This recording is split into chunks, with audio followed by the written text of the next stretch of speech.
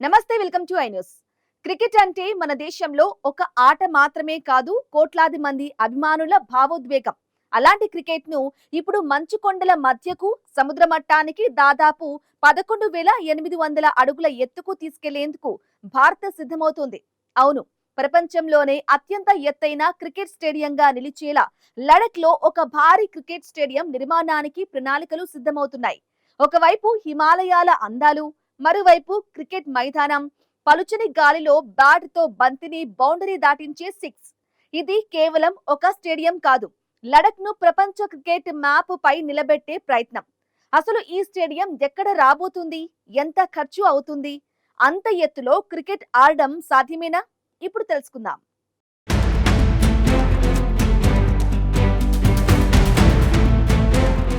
లడఖ్ ఎత్తైన పర్వతాలు, మంచుతో కప్పబడిన శిఖరాలు, చుట్టూ కనిపించే అద్భుతమైన ప్రకృతి.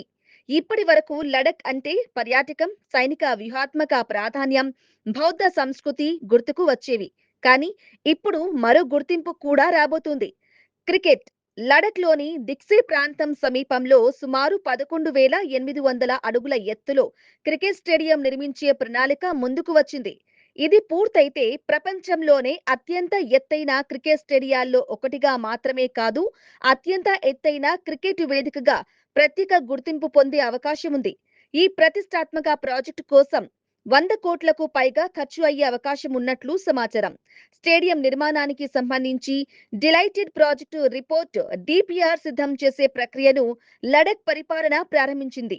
అంటే ఇది కేవలం ఒక ఆలోచనగా మిగిలిపోకుండా ప్రాజెక్టు రూపకల్పన, నిర్మాణ అవసరాలు, సాంకేతిక అంశాలు, ఖర్చులు వంటి వాటిని పరిశీలించే దశలో ఉంది.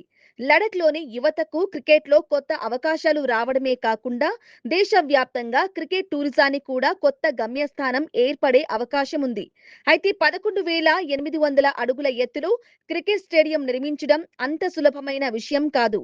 సముద్ర మట్టానికి ఇంత ఎత్తులో గాలి చాలా పలచగా ఉంటుంది. ఆక్సిజన్ స్థాయి తక్కువగా ఉండడం వల్ల ఆటగాళ్ల శారీరక సామర్థ్యంపై ప్రభావం పడుతుంది. అందుకే ఇక్కడ మ్యాచ్ నిర్వహించడం అంటే కేవలం మైదానం నిర్మిస్తే సరిపోదు. ఆటగాళ్ల కోసం ప్రత్యేక సదుపాయాలు, వైద్య సౌకర్యాలు, వాతావరణ పరిస్థితులకు అనుగుణమైన మౌలిక వసతులు, రోడ్డు రవాణా, నీరు, విద్యుత్, ప్రేక్షకుల సౌకర్యాలు, ఇవన్నీ పరిగణలోకి తీసుకోవాల్సి ఉంటుంది.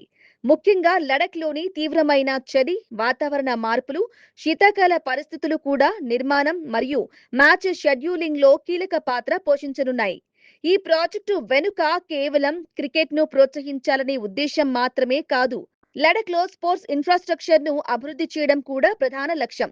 ఇప్పటికే లేహ్ లో అత్తైన ప్రాంతాల్లో ఫుట్బాల్, అథ్లెటిక్స్ వంటి క్రీడలకు మౌలిక వసతులు అభివృద్ధి చేస్తున్నారు. ఇప్పుడు క్రికెట్ స్టేడియం కూడా వస్తే లడఖ్ యువతకు తమ ప్రాంతంలోనే శిక్షణ తీసుకునే అవకాశం పెరుగుతుంది. స్థానిక టాలెంట్ కు జిల్లా స్థాయి నుంచి రాష్ట్ర, జాతీయ స్థాయికి ఎదిగే మార్గం ఏర్పడుతుంది. అంతేకాదు, ప్రపంచం నలుమూలల నుంచి క్రికెట్ అభిమానులు లడఖ్కు రావడానికి ఇది మరో ఆకర్షణగా మారవచ్చు. ఒక్కసారి ఊహించుకోండి: వెనుక మంచుతో కప్పబడిన హిమాలయ పర్వతాలు, ముందు పచ్చటి క్రికెట్ మైదానం, ఇక స్టాండ్స్ లో వేలాది మంది ప్రేక్షకులు, బౌలర్ పరిగెత్తుకుంటూ వస్తాడు, బంతి బ్యాట్ ను తాకుతుంది, సిక్స్.